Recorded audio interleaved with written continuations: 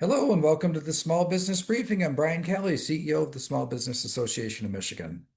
Hi, everyone. Good afternoon, and thanks for tuning in. I'm Sarah Miller, Vice President of Operations at SBAM. And as always, I want to start off by welcoming one of our new members. They are a VIP member, the Barton Group, a construction, consulting, and commercial real estate firm founded by Gary Barton. So thanks for joining, and thanks and welcome to all of our new members. All right, Brian. So there's a budget deal, and we're using deal in quotation marks. And I think I speak for many in our audience when I ask, what does it mean? What does this deal mean?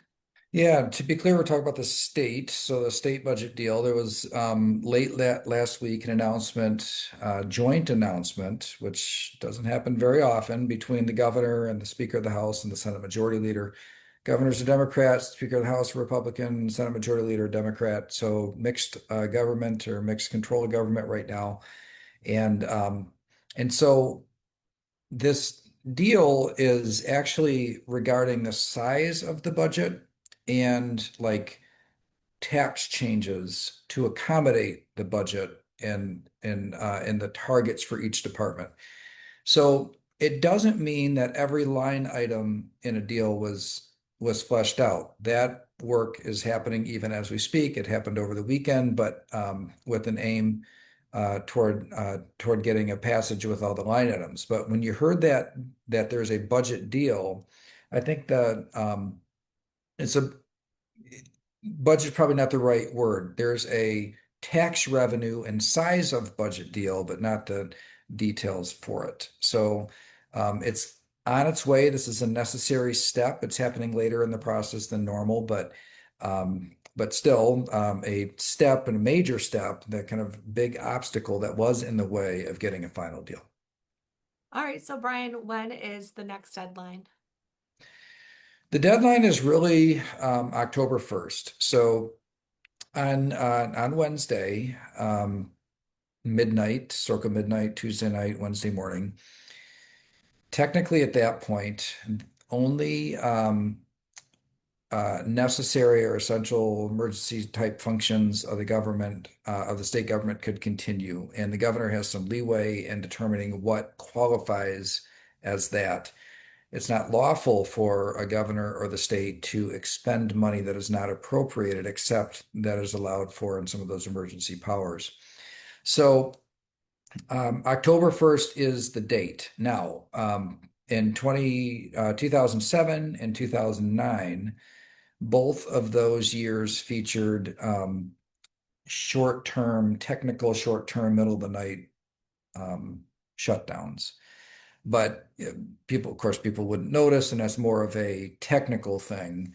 I think this has the hallmarks of that. If a budget isn't passed by October 1st, it'll be well on its way, and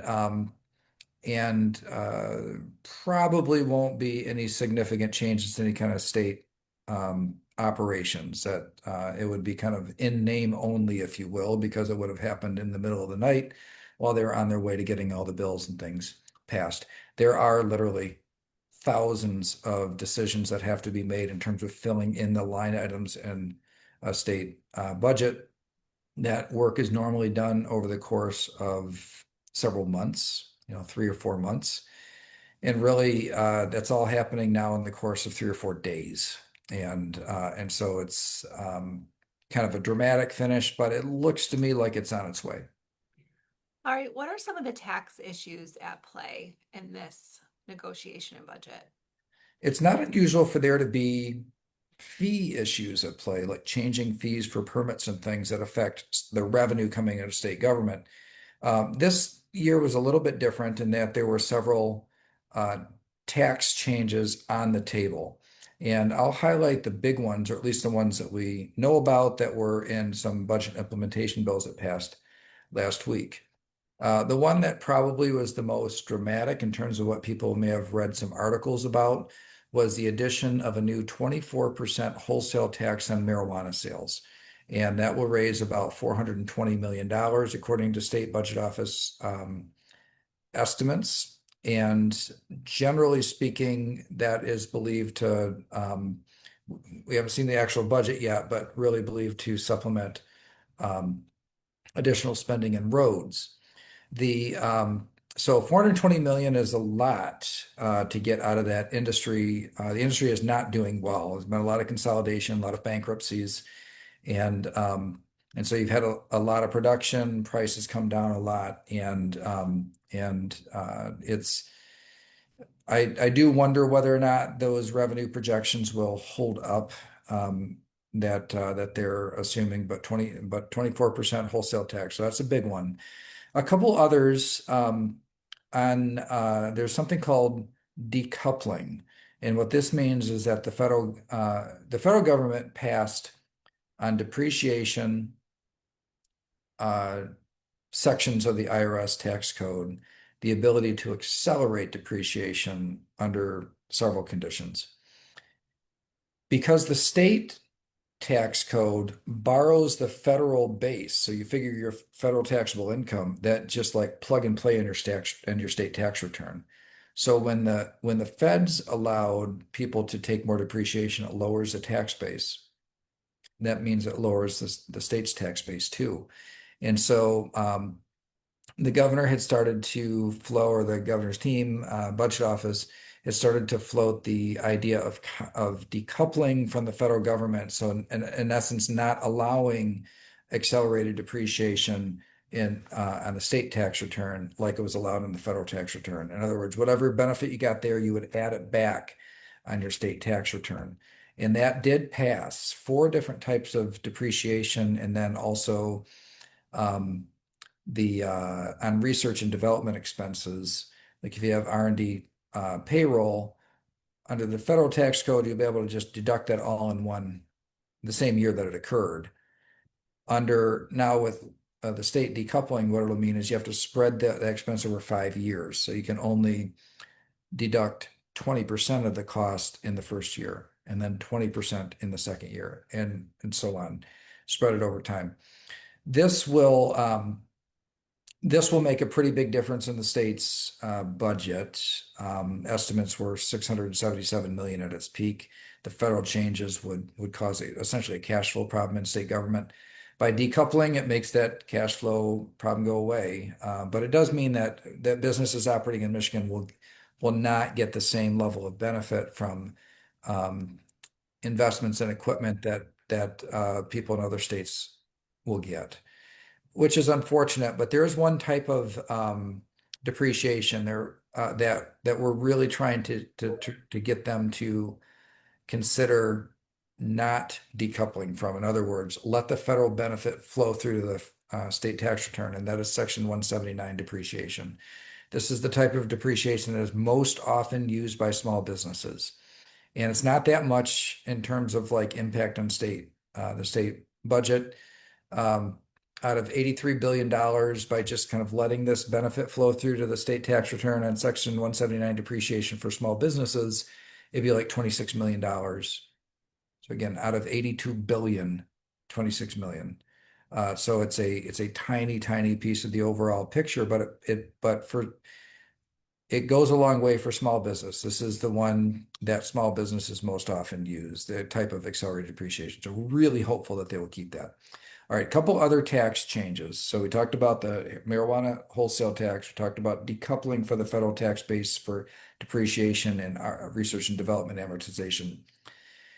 There's also additional tax benefits being added for overtime and tips. So the state income tax um, the would mirror the federal income tax in exempting tipped wages, reported tipped wages, and overtime wages from taxation in the income tax year.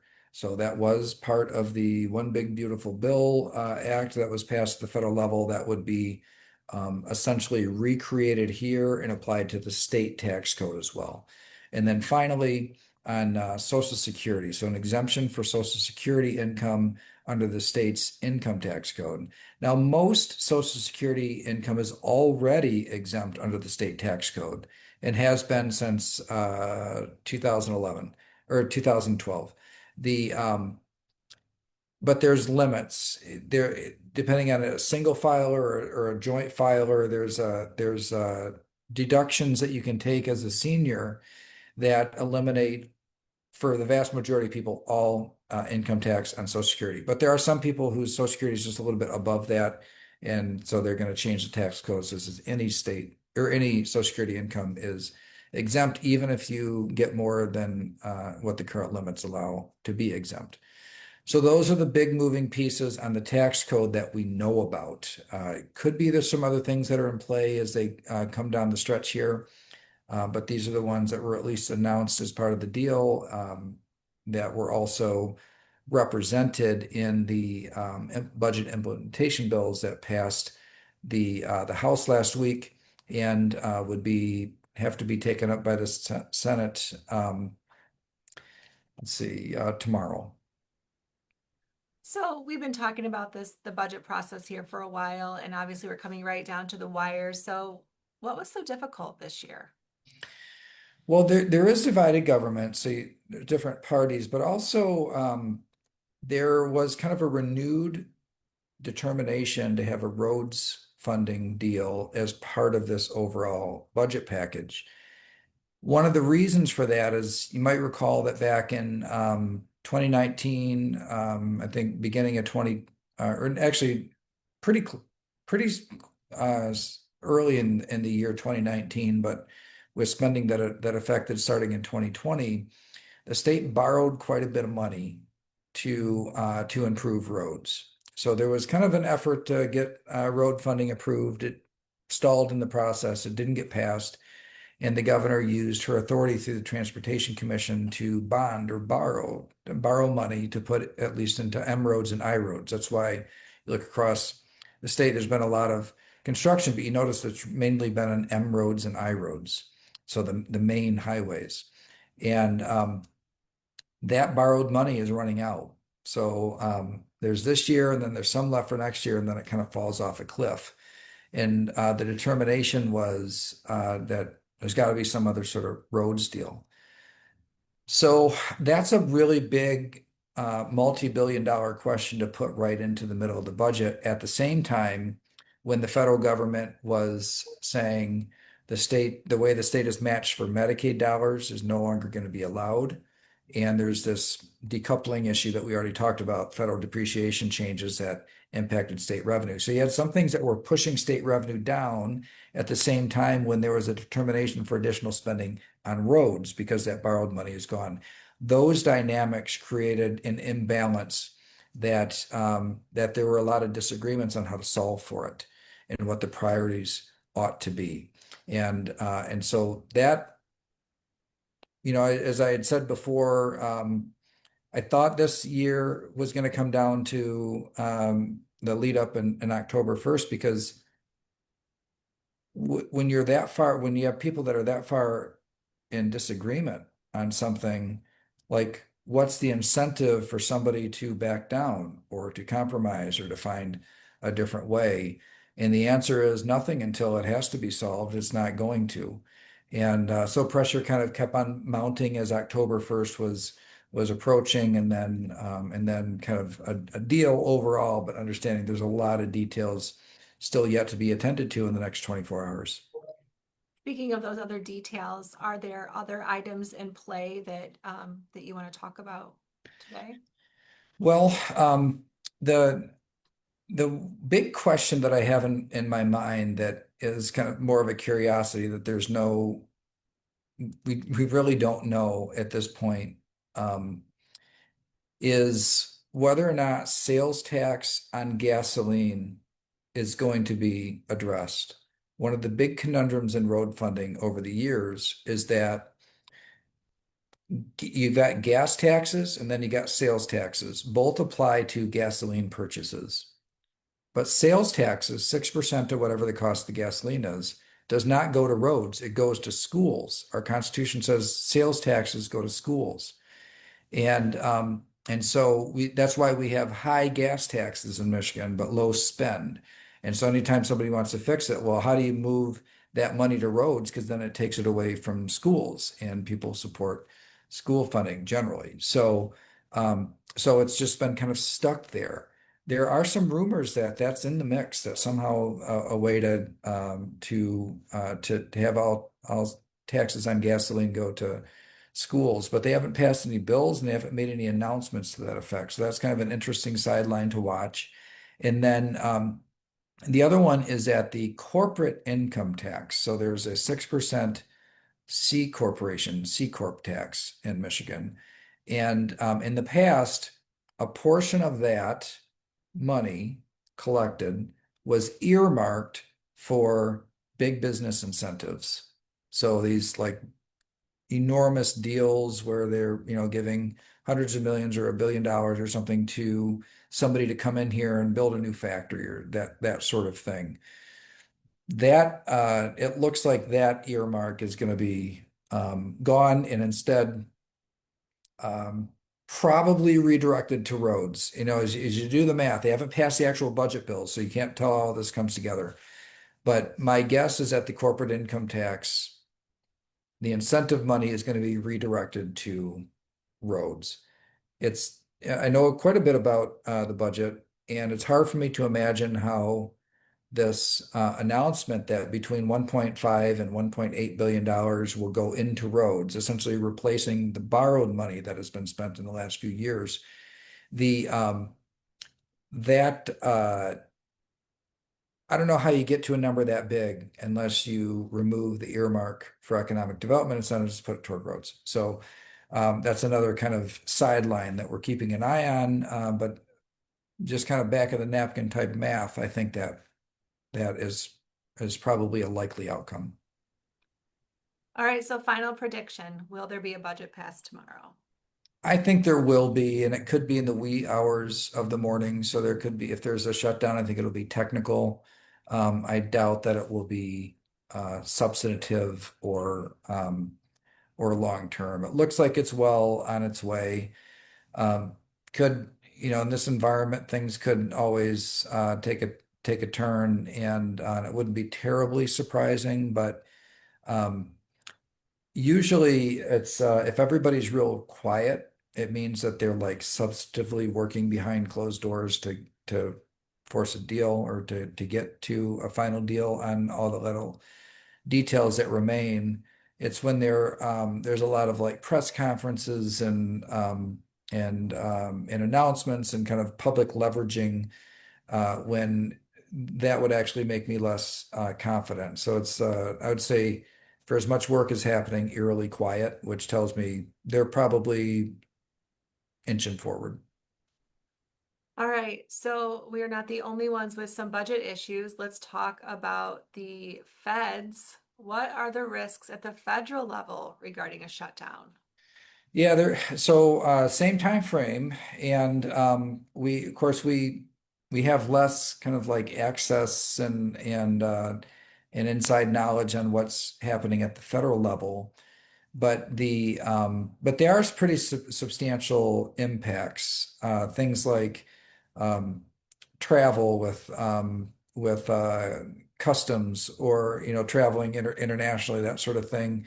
The um, the things that won't be impacted are and like stuff like closing down the national parks and those sorts of things very well could happen. It won't affect entitlement type programs. So the law does provide for continuation of things like the Social Security Department and Medicare, so that there's not a disruption from that standpoint.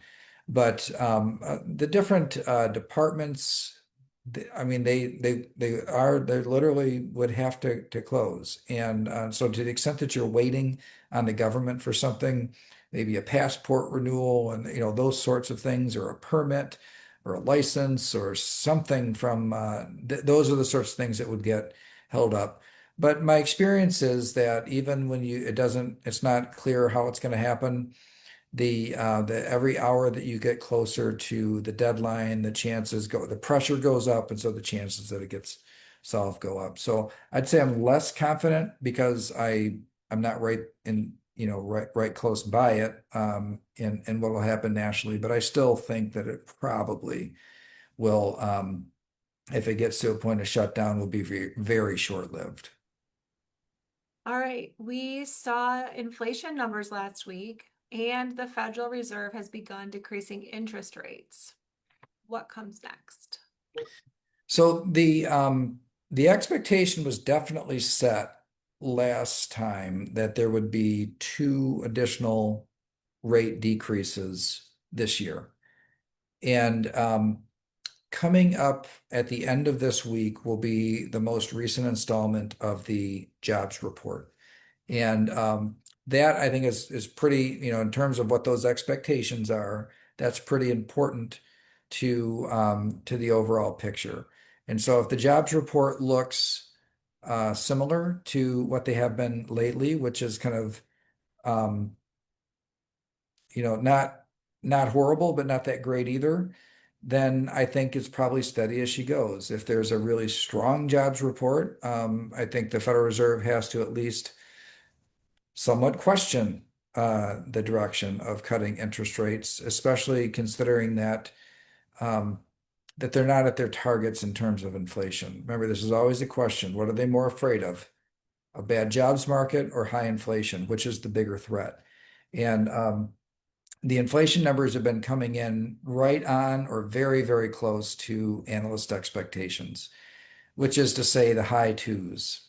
So um, there's a couple different ways of looking at inflation. Consumer price index is the main, but the personal consumption and expenditures is a different way of looking at inflation. Those numbers were out last week, CPI the week before, and they were right, at the high twos. They were right where people expected them to be, which is not perfect, but not too bad. Like everything looks like steady as she goes to me, but the jobs report will um, have a lot to say with whether or not those expectations hold. All right, now it's time for Data Monday. I have a very short Data Monday, and I'm just going to cover three slides. The first is the personal consumption expenditures. This is what I was just talking about. It's a different way of looking at inflation. I think it's actually a better indication compared to the consumer price index. So the consumer price index is a very specific basket of goods, and they look at whether they're going up in cost or down, and they assume that people do not change their habits. So if something goes up and you still buy it, then that's the consumer price index. It's a fixed basket of goods.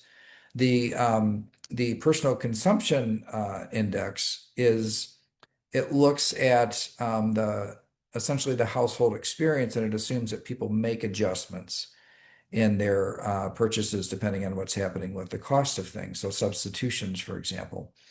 And as you can see, the um, the two reads, you're looking at the top line, which is 2.7%, and then what they call the core, which takes out the commodities of food and fuel, and that's at 2.9%. So it's pretty stable. You see, it's a little bit higher than last month, but still pretty similar to what it's been all year.